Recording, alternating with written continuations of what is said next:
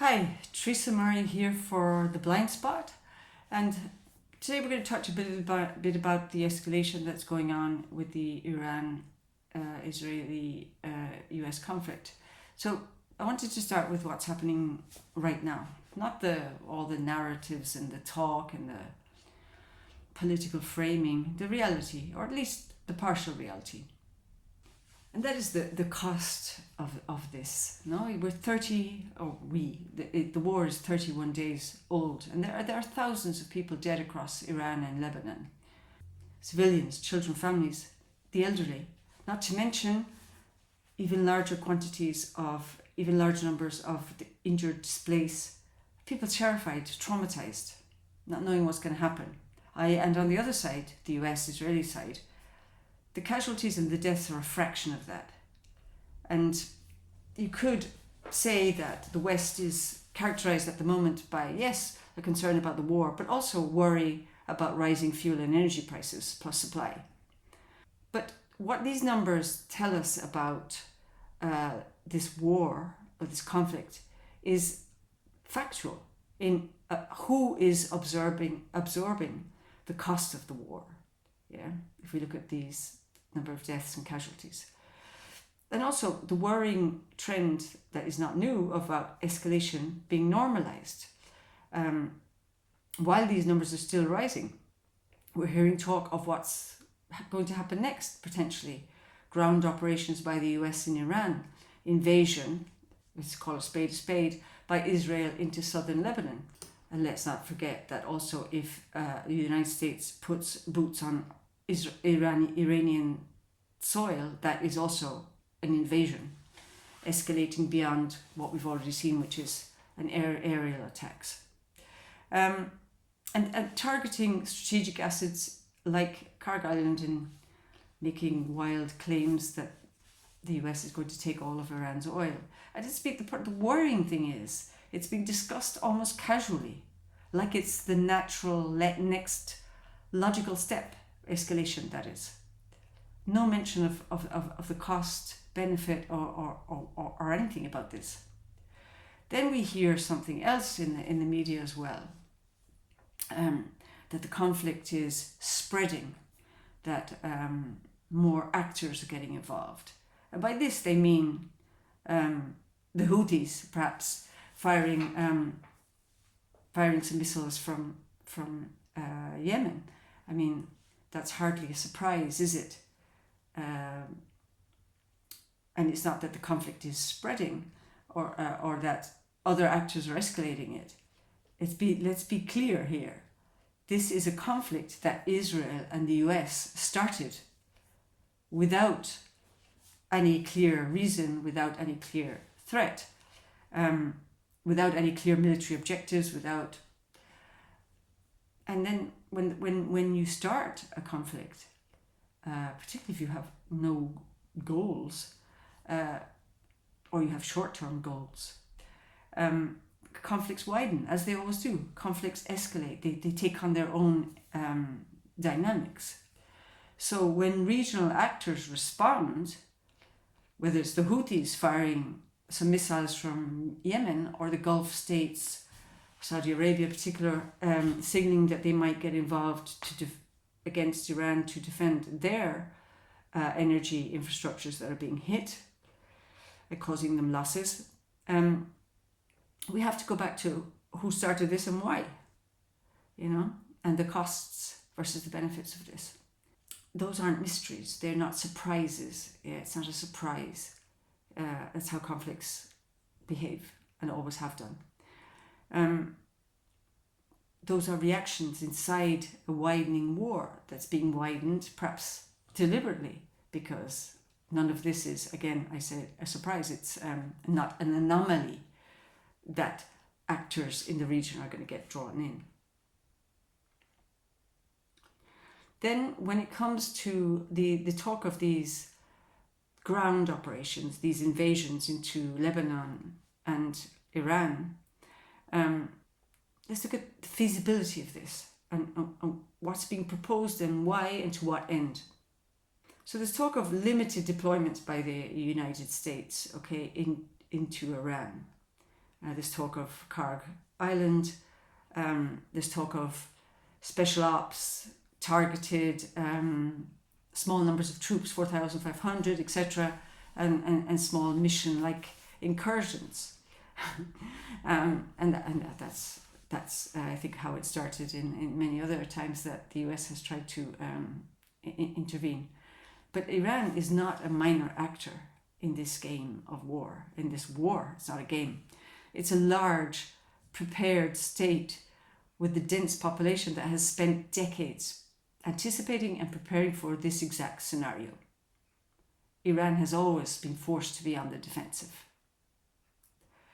Iran has, obviously, terrain and geographical familiarity, layered military capacity, mobile military capacity, and internal security structures, and a more or less cohesive population in terms of what's happening.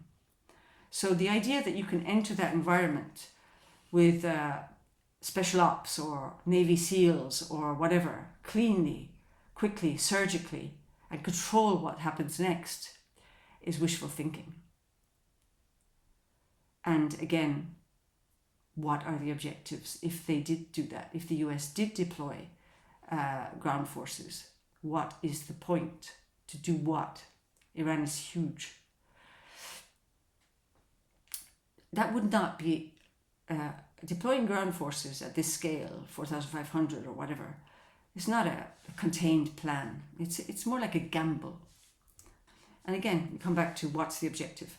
You could say that all of this is leveraged talk in preparation for the Pakistan talks, but those talks are, again, fluff. There's no confirmation by Israel or the US or Iran that they are going to participate in such talks or what the goal of such talks is beyond trying to stop this issue. And then you have, again, Israel's incursion or invasion into Lebanon, which is a sovereign country, by the way, and the feasibility problem there for Israel. It doubles focus for Israel. Israel supposedly focused on regime change in Iran and at the same time trying to permanently disable Hezbollah as a threat in Lebanon, where Hezbollah has operated for decades. Hezbollah is embedded in Lebanon, not just militarily speaking, but socially, geographically. And any ground incursion by Israel won't be a clean operation either. It will be met by significant resistance and not just by Hezbollah. There will be attrition, there will be losses, and as I said, a division of focus. A war on two fronts, even though there is not a front in the traditional sense between Israel and Iran. The supposed preempting of Hezbollah's intentions to invade Israel are again questionable. Hezbollah does not have the capacity to invade Israel, and Israel is a highly militarized society. That would be, again, not feasible. And again, we come back to the question. If Israel's objective is to destroy Hezbollah forever, how will it do that? Precedent is important, and we can see from the attempted destruction of terrorist groups or armed groups or insurgent groups, they're rarely destroyed. Anyway, what I'd like to say about invading, and also we have the military reality that invading a country is one thing, but holding territory, holding regions or zones in a foreign country is quite another matter. We've seen that in Iraq, in Afghanistan, and countless, if not thousands, of historic examples of where that is problematic throughout history. You cannot hold territory long term without extremely robust supply chains, and you cannot hold territory long term against sustained resistance, which is the case with most countries that are invaded. They're rarely welcome invaders. So you can't hold territory long term when there's sustained resistance or where there's a large geographical region, and without escalating force significantly. And that's where things get darker, because again, historically, if you try to occupy a territory, a region, a zone, a state, or whatever, it's not through consent. Think back to the American slogan, "Win hearts and minds." Occupation doesn't hold through consent when you've invaded somebody's countries. It holds through coercion and suppression. And let's face it, that's, again, a difficult task, if that was even the goal, which I doubt it is. Again, we come to the strategic contradiction in all of this versus the stated goals. As I mentioned before, the stated goals were mentioned so far: neutralize Hezbollah, weaken or disable Iran, eliminate the nuclear threat, stabilize the region. But escalation of this kind, like we're seeing now, if it goes beyond rhetoric, doesn't realistically achieve any of those outcomes. How?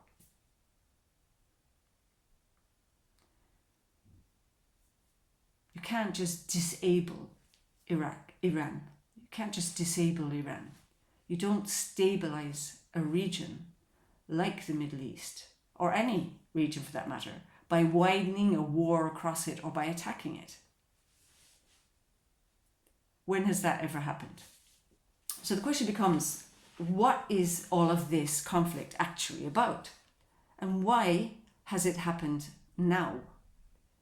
Because if the objectives are unclear, the scope is unclear, the strategic military objectives are unclear, and the consequences are predictable in terms of how countries, states, actors are going to react and act, then whatever Israel and US have engaged in, it's not a solution. It's just a continuation of what has come before. Intervention in Middle Eastern legitimate states, backed up by rhetoric about thwarting some imminent threat to the United States or Israel.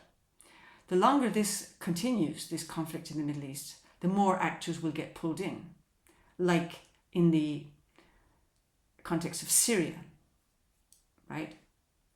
It's not the same, okay, but it's not far from the kind of the regional dynamics of the Middle East.